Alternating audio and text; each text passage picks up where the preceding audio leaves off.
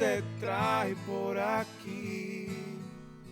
Cuéntame que me vas. Welcome, listener. Bienvenido, oyente, a nuestro quinto episodio, episode 5. I'm still Jaime Mallorquín.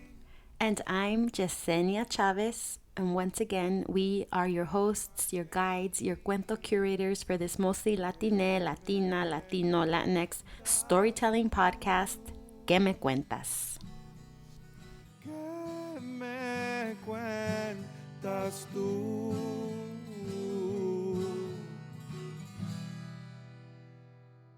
So we're back, and so are you since you're listening to us right now, so thank you. Unless this is your first episode, of course, but anyway. We are now officially halfway through our first season. We'd agree to do 10 of these and then see how we feel, and I can't speak for Yesenia, but I mean, so far, I like it, I'm enjoying it, and I think the main thing we want to feel is that we're sharing genuine stories, the voices and experiences de nuestra gente, de nuestra comunidad, and while we want them to be enjoyable and relatable, we'd like for you as a listener to also be able to take anything away from at least one of the stories each time, maybe two. And if you don't, I take the blame and I apologize. But also, it's probably on you, especially with the stories we have for you this time. So let's just get to them. The theme is ¿Qué hubo, Carnal? So stories around Hermandad, brotherhood, brothers, hermanos, you get it. And up first tenemos a una cuentista que muchos de ustedes ya conocen. It is my co-host, Yesenia Chavez. Her story this time is titled Lost and Found. We used to live in a house on the corner of Carmelita Avenue in front of Nimitz Middle School. Our home is now gone and it's now a little school and park. Well, anyhow, we used to live in that house, and me and my sister would hear a kitty cat meowing at night. So one day we went exploring and we found a trapped calico cat in the bushes of Nimitz Middle School, and we brought her home. We named her Tommy. My brother Robert had a cat named Weedy. You know, like, here, Weedy, Weedy, Weedy, Weedy, Weedy. Weedy and Tommy became friends. They would even bring us dead rabbits and birds as offerings. We fed them weenies and leche, and they purred and scratched on the door for us to let them in. They were our first pets. My older brother loved his Weedy. That was his cat. He fed him and played with him, all the while wearing Adidas jumpsuits, breakdancing on cardboard boxes, and riding a skateboard around town. My older, browner brother got in trouble a lot at school. This would cause too many regañadas y nalgadas. We'd play all day and clean when my mom and dad were getting home. We played with repurposed Windex bottles filled with water. Cheaper than raging waters, right?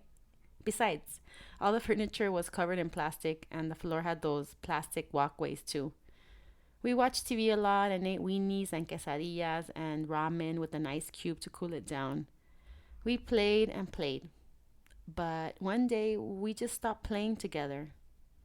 Robert got in trouble a lot, and I didn't know why. I only knew he was angry and in pain. His biological mom sent him to LA on a plane from El Salvador at the age of 5 because it was the 80s and it was unsafe over there. Things hadn't worked out between her and my dad, and she left.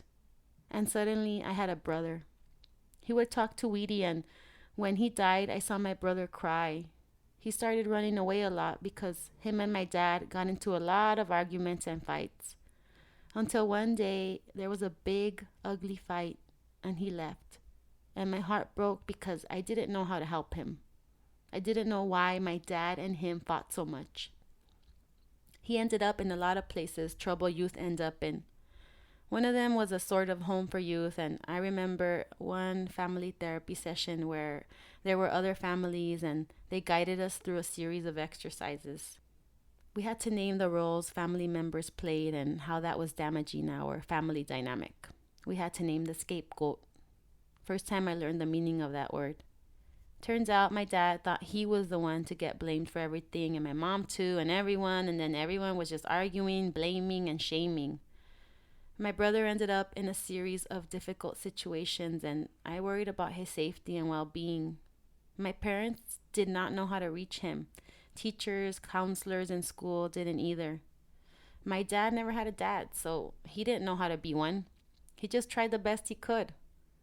My mom lost her dad at a young age in her teens, so she didn't know either. No one taught them. They worked hard and we had food and shelter, but we needed more. More hugs, less scapegoats, and more cats too, I think. I forgive and I grieve. I let it go because I'm here now to live as best I can. Because, as my good friend says, the best part of your childhood is that it's over. But for some, it's not over. We relive it over and over until it gets expelled from your body and you say no more pain. My brother went through so much racial profiling from the cops, beatings. He had a child at 18.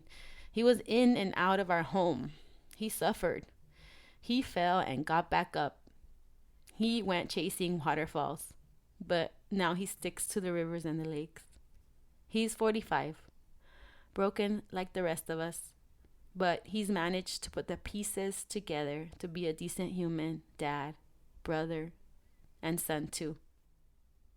He came back to us. I love you, brother. Another lovely story with humor, heartbreak, and nostalgia. I just find her stuff so relatable. The part about the cats, because we took in stray cats when I was a kid. Our cat Christy would run away and be gone for days at a time, only to come home with scratches and battle wounds, and we thought for sure she was in a cat gang because there were a few gangs where we lived back then. But also, I think the part about the oldest getting a raw deal. I mean, I'm not talking about my brother. He was a model child and a tough act to follow. But in my family, the eldest was my sister, who rebelled and got the brunt of new parents trying to figure it out. But this episode is about brothers, so let's stay on theme. In our next story, the older brother also seems to get a raw deal. We get to listen in as our cuentista reflects and examines his rocky relationship with his brother. Here is Moises Rodriguez with Hermandad Rescinded.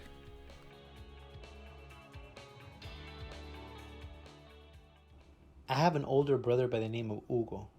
He's just a year older, and he is my biological brother, but I wouldn't say he's my hermano. You see, we don't really put the hermandad in hermanos. And thinking about it and talking about our lack of a relationship over a very long time is difficult for me. But actually, a couple years ago, I banged out a short play called Hermanos, and I knocked that out in a couple hours, and it was easy because it was fiction, because it was a way for me to repair our estrangement, at least on paper. But it isn't the reality.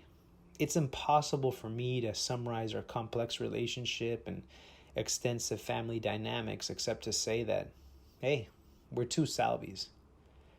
Two Salvis who were born in El Salvador, immigrated to this country, and were equal parts cachimbones, bayuncos, y hijos de la gran puta. Because we were the best of ourselves and the worst of ourselves with each other. Sometimes we were the best of friends, and sometimes we were the worst of enemies. That's the cold, hard truth. And when I reflect on why that might be and some things that kind of come up, there's a few distinct things from our past that really, really impacted me. One of those was when we were about 7 or 8 years old, ballpark. I can't remember the exact age. But we were living in an apartment in Santa Monica, and we were watching a Miss America pageant of all things.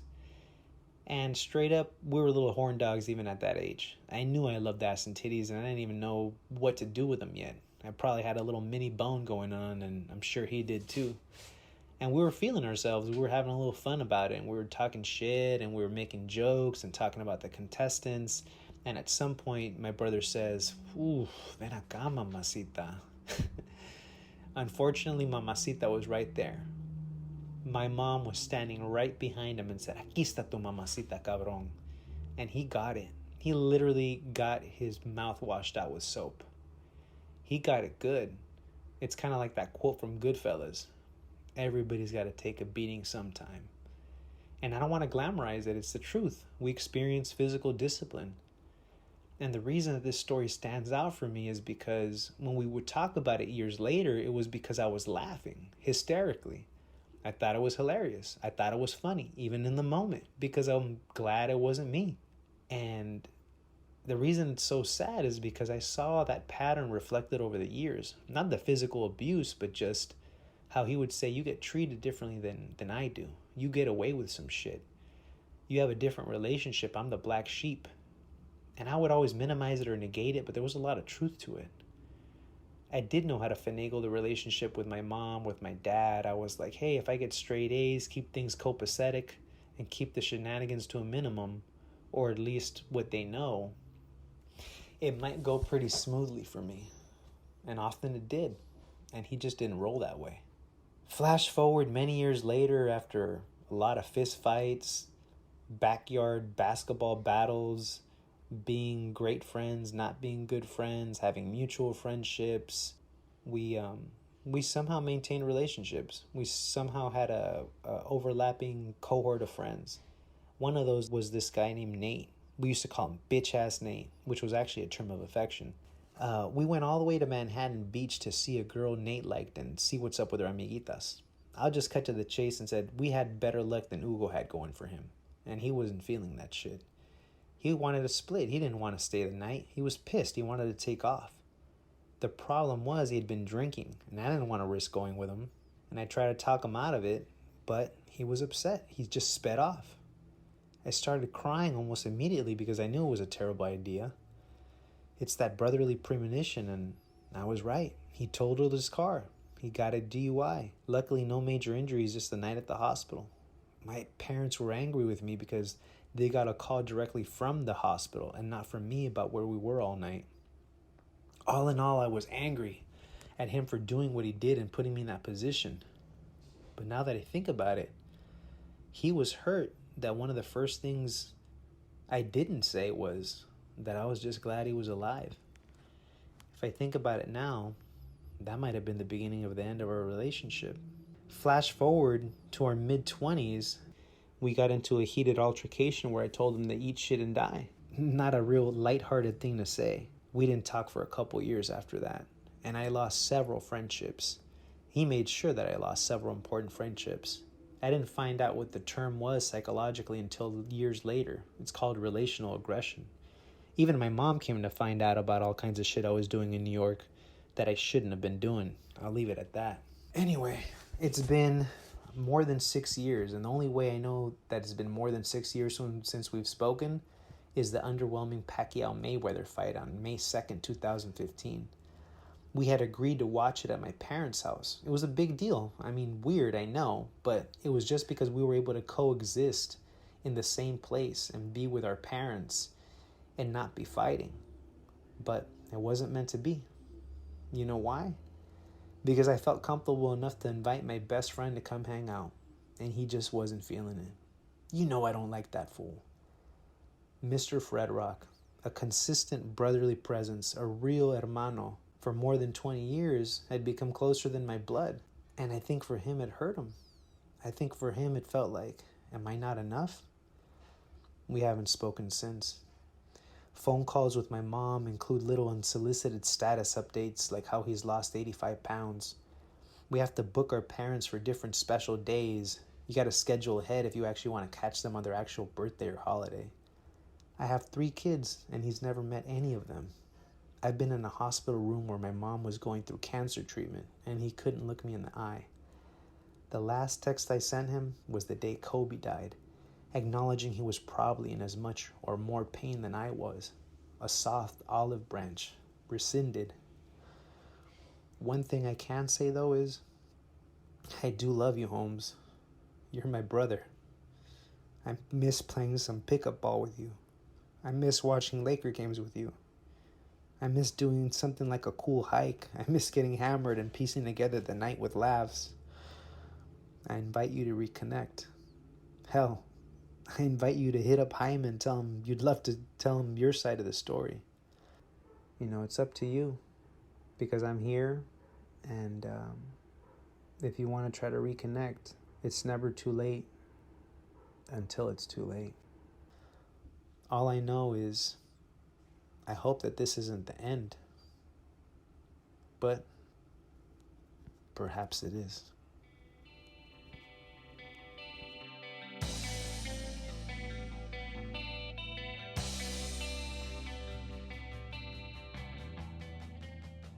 I certainly hope that it isn't the end of Moises and his brother's story. I hope that he hits us up to tell his version. There can be multiple versions of a story.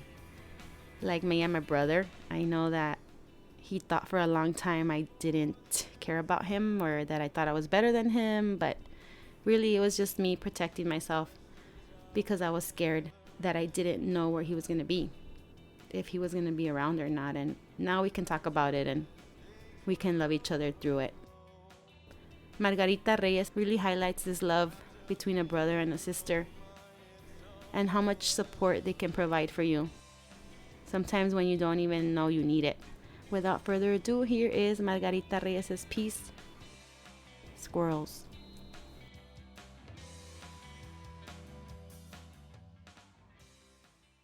Squirrels make me smile.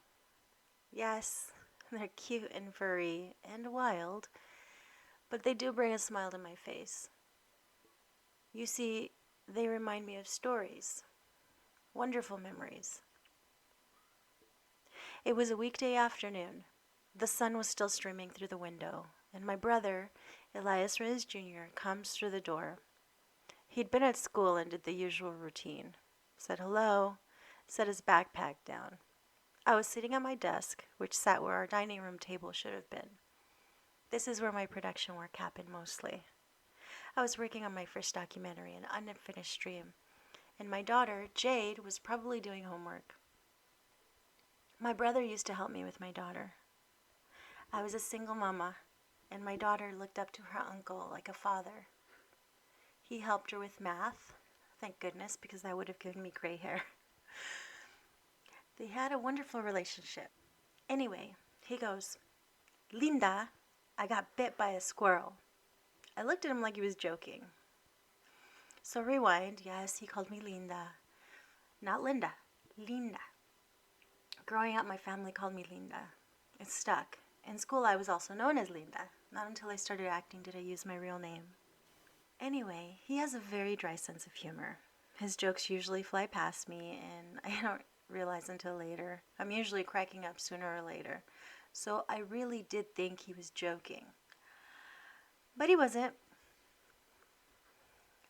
I'm currently watching the news out of Afghanistan and seeing what is happening on the ground. Families are pleading for rescue because of their affiliation to the U.S. I think of my brother who served there many moons ago. Back to my story. Junior, as we called him, then describes to me what happened. He was sitting on the beach at UCLA. It's like a massive grassy knoll at the end of Bruin Walk. It's a beautiful spot to sit, eat lunch, read textbooks, whatever. He was sitting there. A squirrel starts inching for him. Now, my brother at this point already went to war. He can certainly handle a little squirrel. He wants to feed it, so he grabs a piece of oatmeal nutrition bar and holds it out to the little guy or girl. It inches forward and forward until it reaches my brother's finger, where he manages to chomp down on said finger. My brother now has a squirrel hanging from his finger, and he attempts to shake it off. Just like in the cartoons. He's standing in the kitchen, and he's demonstrating, arms flailing, how this squirrel is hanging off his finger, and he's trying to get it off. It was funny how he described it, and I still thought he was joking. Turns out, he really got bit by a squirrel for being a good Samaritan. Ended up at the student health center, tetanus shot and all. He showed me his bandaged finger.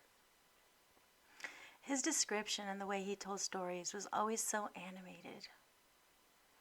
He was a natural storyteller. That story always reminds me of the giving person he was, but also really funny and sarcastic.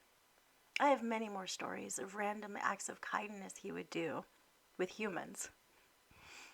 One time he saw a homeless man on the street, pulled over and gave him a jacket from his trunk. Now my brother didn't have much to give away, but what he did have, He'd rather help others. Another time, he saved a young girl who had been dumped off at 2 a.m. outside our apartment by an abusive partner. He stayed up with her until she was safe. Another time, he helped a young woman who was having a seizure in class at UCLA. Some of these stories I saw, and others were shared with me. He served in the Marines from 2004 to 2008. He deployed to Iraq twice, and the last time to Afghanistan. That last deployment was one that many will never forget. The news out of Afghanistan now has been severely watered down by the mass media. Those who supported our service members are now targets and could be killed. Many have been. I've been following what is happening with families trying to escape. These families are fleeing because they helped the U.S. Please keep them in your prayers and that they stay safe and the U.S. fulfills its promise of protecting them. Last week, a corpsman who had served alongside my brother took his life. A corpsman is attached to the Marines and provides all medical care while out on the battlefield. They take care of our loved ones out there. He had been advocating to bring families home. He had been contacting legislators for help with saving the interpreters who helped save our loved ones while in Afghanistan all those many moons ago. A group of us, family of our fallen veterans and allies, are continuing this mission for our brothers.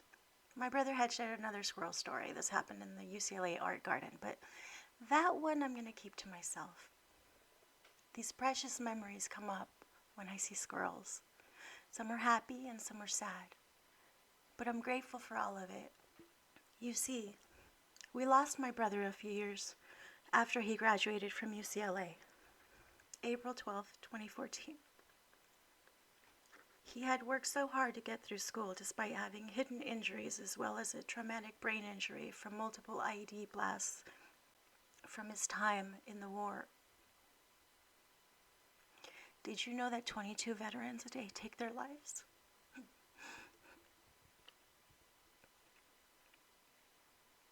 He was my brother, and more than a statistic. He was a kind, funny, generous, brave, intelligent man.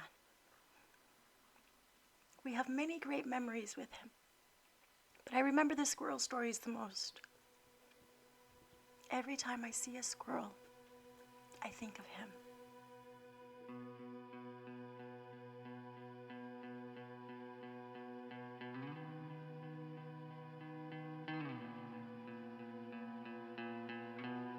As I sit here recording 20 years after 9/11, I think about how lots of young men, including Margarita's brother, joined the military, and many of them didn't make it back to us.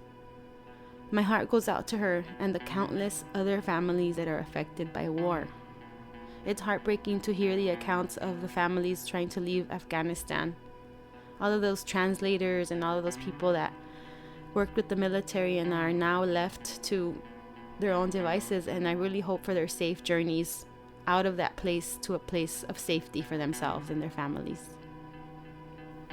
We will be sure to post information about how you can follow and keep up with orgs and events that she's involved with to support our veterans.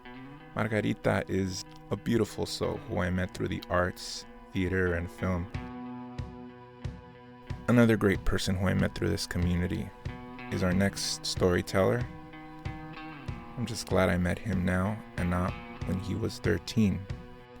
This is Eric Silva with his story, Little Macho Punk.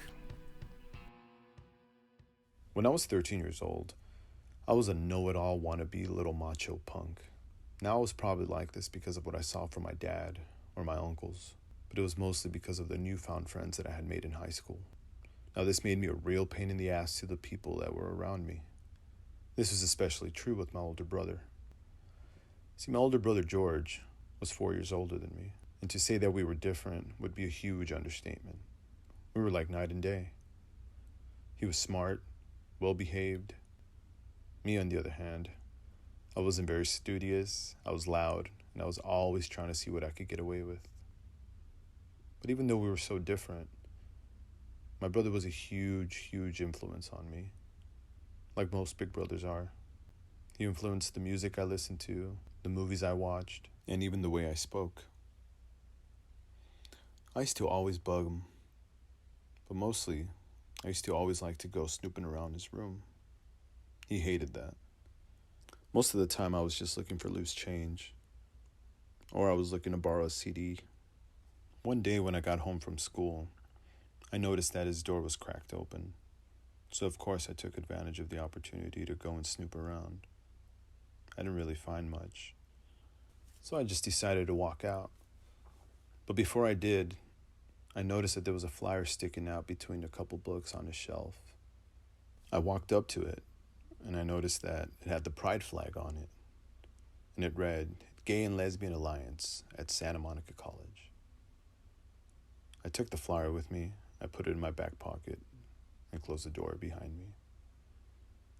Later that evening, when my brother came home, I went to his room, I closed the door, and I threw the flyer in his face. And I said, "What the hell is this? Who the hell did I think I was?" And then I asked him, "Are you gay?" And he just looks at me. He was angry. He was confused. "Are you gay?" And before I could ask him again, he just says yes. Yes, I am. Now, I felt so many different emotions at that moment, but mostly anger. I didn't know what to do. I didn't know what to say, but I just started yelling at him. What are people going to think? What are people going to think about me? I cannot have a gay brother. This cannot be real. But it was real. And I wasn't ready for that. Our relationship was never the same after that. The next couple years were not easy either. I wasn't the best brother. I said a lot of hurtful things to him. And I started to realize that the people that I surrounded myself with were not the best people. The friends that I thought I had were really not friends. And a lot of things changed. But even with all that change, there was always one constant. And that was my brother. See, even though I treated him like shit and said a lot of hurtful things, my brother was still the same sweet guy that I always knew. He's the one that got me into the Smiths, Depeche Mode, horror movies, John Waters films. He's the one that used to take me to the theaters on the bus. He's the one that would order pizza when my mom and dad weren't home. He's my big brother. And I began to realize that it didn't matter who he was, what he was, because I loved him. And I still love him. And he's always going to be there. He's always going to be my brother. And I'm always going to be his ally. He taught me so much about myself, about the world. And I know that 13-year-old kid doesn't exist anymore. He's long gone. But God, I wish I could just go back in time and kick him in the ass just once.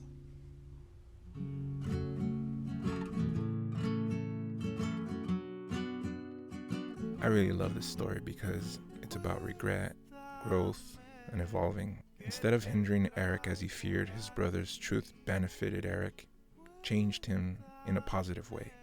He's definitely one of the most well-rounded stand-up guys I've made friends with as an adult. And I'm pretty sure that part of it is because of this thing that he went through with his brother. We need to stop being so hard on ourselves for mistakes we make with family. We need to give our loved ones time to grow and to make things right. This is something I'm also, or mostly, telling myself, not you, the listener. Now, if someone's being stubborn and refuses to evolve, I mean, that's different. My relationship with my brother started off troubled, let's say, but like Moises and Eric, now looking back as an adult, I can own my part in the trouble. And after listening to all these stories, I can't take my brother Jose or my brother from another mother, Octavio, for granted. I don't know. What do you think, Jasenia? We can sometimes take our sisters or our brothers or our friends for granted. It's part of the beauty of a relationship. And speaking of brothers, I think you are my longest male friend that I've ever had. So I love you, Jaime. You're my brother. We also have our history and we also fight, and I appreciate you. And I appreciate all the brothers out there. And I am currently struggling a little bit with my little brother. And I hope that he also can find his way. And all our brothers in the struggle. For our next episode, our theme will be Vámonos de viaje. Stories about trips, traveling, vacaciones, journeys, and who knows, maybe I can convince my brother to share a story with us. Yes, let's do it. Like usual, we'd like to thank our storytellers for letting us into their world for a little bit. Esto no es fácil. This is vulnerable stuff being shared. También muchas gracias a Alfredo Fred Rock Avila for our theme song, and to the bands The Tracks and Darker Places for letting us use their music. Follow us on Instagram or Facebook for more information on them and our cuentistas at Que Me Cuentas Pod. And if you like this podcast and you want to help us reach a wider audience, you can take a couple minutes and go to Apple Podcasts, if you have that, and rate us 5 stars. That really helps. And while you're there, what helps even more is if you could write a short, simple review. So please do that and we'll give you a shout out next time. For now, here's a shout out to a few of the people who already reviewed us. Teresa06, Teddy, Alexis, La Rusby, Quirky, Avid Denim, Flowetree21, JP, Jackie Guido, K Breathe, Maxi Love, JC2T, Rope Kutta, Gigi Loves Stories, and Claudie San. Gracias de nuevo por escuchar y por el apoyo. Your support means a whole lot. Thank you for listening. This has been Que Me Cuentas. Hasta la próxima. Bye, listeners. We love you. ¿Qué me cuentas tú? ¿Qué me cuentas tú?